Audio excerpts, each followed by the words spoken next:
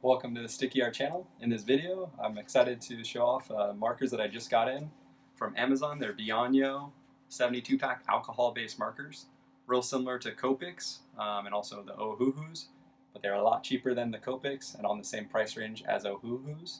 However, from what I read online, is these are actually a little bit better than the Ohuhus.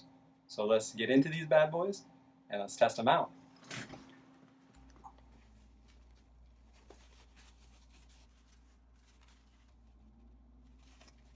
So first off, before we start, I just want to say one more time, oh hoo hoo!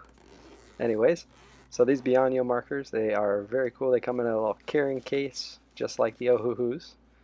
And I swear I'm not going to say that any more times in this video. So we've got 72 markers, colors. There's a black, and there's also a blender in there. I did like that they provide a marker set colors that you can go off of, as well as a little swatch. However, one thing I noticed is that this is a really glossy paper, and if you're not going to be using glossy paper normally, this is pretty much wasteful. Just you don't need it because it's not going to look the same. So I went ahead and used it on the marker paper that I'm going to be using, which is important to actually use like a marker paper, not just other paper, because the biggest thing with alcohol markers, if you use kind of like watercolor paper or some other papers that are a little bit more porous, they're going to bleed a lot.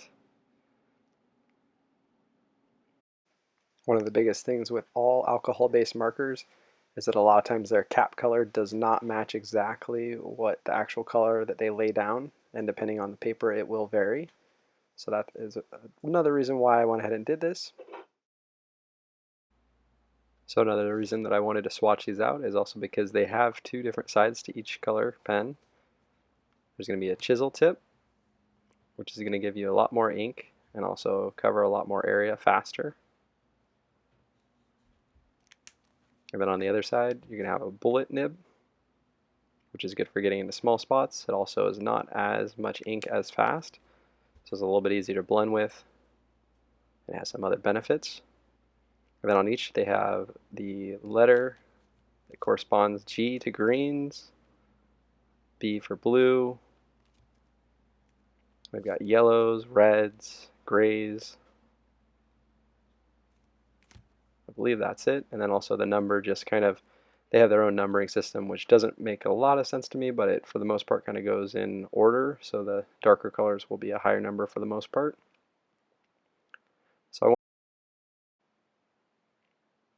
after swatching all the colors, I went ahead and tested the blendability of the markers, which if you haven't blended with markers before, usually the best way of going about it is using the lightest color and then using next colors that are a little bit darker and darker until you get your darkest value. But you want to lay down your lightest color first and then go ahead and follow with the next darkest and then darkest until you get your darkest color. And then I come back and blend with the actual lightest color, and you'll see that in just a moment. So I've laid down the light color, going around with a ring, a little bit darker.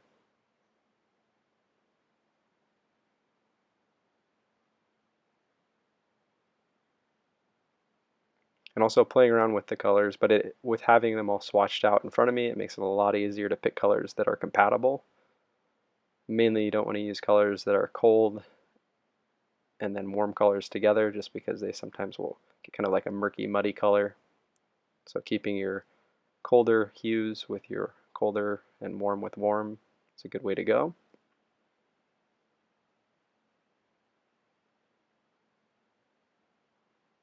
So I found that these actually worked really well for blending, and of course if you can go a little bit faster with it, it's going to work a little bit better while the ink is still wet. But even if you don't, coming back in with that lighter color after laying down the darkest color will help blend everything out. And it also comes with a little bit of a blender pen, which I found personally, if you make some mistakes, it'll pull up a lot of the color. However, blending is usually best with actually just a little bit lighter color.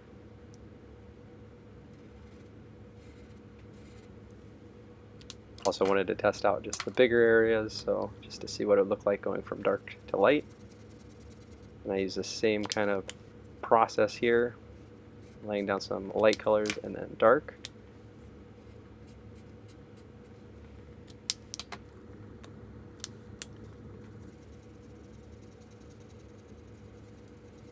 You can see I'm just hitting the edge of that dark color with the lighter color, and it does make everything a little bit darker. And the other thing to keep in mind is that alcohol markers, once they dry, will be a little bit lighter than what they are when they first go down. You can see here, I'm going to use the blender pen on the left hand side, and you can see how it pulls up a lot of the ink and just makes it a little bit lighter. I'm hitting those edges with the blender pen and coming back with a little bit lighter color, and I think that really gives everything a real smooth gradient. And you can definitely work a little bit more on these, as with any other marker. The slower you go, the more time you take, the smoother your gradients are going to be. Another thing too is if you lay down real quick colors, it also is not going to be as equal coverage. So if you go over it another time, sometimes you'll find that the kind of like streakiness will go away.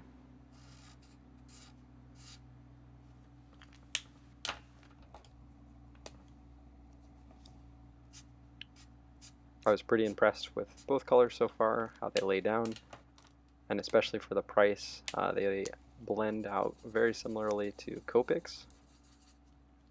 I think Copics are a little bit better, however, for the price difference, I think these are definitely a better value. I think I've calculated each pen or marker is around 55 cents for what I paid for them, and the Copics are closer to $6 to $8 per marker, depending on what packs you buy or if you buy them individually. Finally, I wanted to try out the yellows.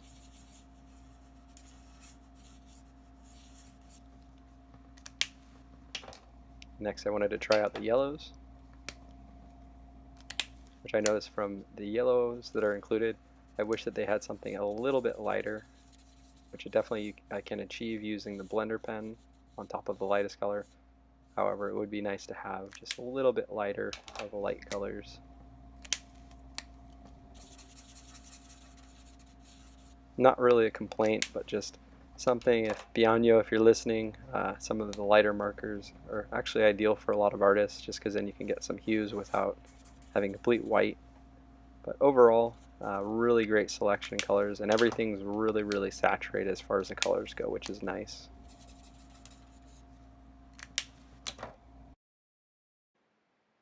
Finally, I went ahead and did a gradient down as well. You can see that light color where I used the blender to make the lights a little bit lighter. It really does pick up all the color. Also wanted to test out blending of different colors, so I went from a green, blue to a pink color, as well as yellow all the way to blue. So I found laying down the pink and the green blue color really helped to use the blender pen to lighten everything up so it doesn't be as mucky and also doesn't have such a harsh blend. Lastly, I laid down a black color, and I went to a little bit lighter gray and then even lighter. This set's really nice and it gives you a lot of grays, some warmer, some cooler. So you can see here I'm trying to blend them out just to see what they look like. Wish there were a lot of colors in here, but I went ahead and did that and they came out pretty good. Lastly, I just laid down some different colors using greens, a yellow, a little bit of blue over that, and a red just to see how they kind of look with different colors. I was really impressed with the ability of these markers not to bleed, especially once you let them dry. If you do them while they're wet, they do have a tendency to bleed, but if you just let them color dry, give it about 5 minutes, and then go to the next color, there's really no bleeding. Overall, I was really impressed with these markers' performance. They're very comparable to Copics and a lot less money. Not paid by Bianyo, but if you guys want to send me any free product to test out, I'd be more than happy to do so. And here you can see probably the biggest difference between the Copics is the shape of the actual marker. It's a little bit more square. Probably the biggest difference between these and Copics is just the ability to blend a little bit smoother. But for the value, I would definitely recommend these. These are great for beginners or even intermediate, somebody that wants to get into alcohol markers without spending all the money and try them out. Anyways, I'll provide a link in the video description below for these markers. And if you have any questions, feel free to ask in the comments below, as well as if you have a favorite alcohol marker that is not Bianyo brand, let me know which one that is and why. And until next time, peace.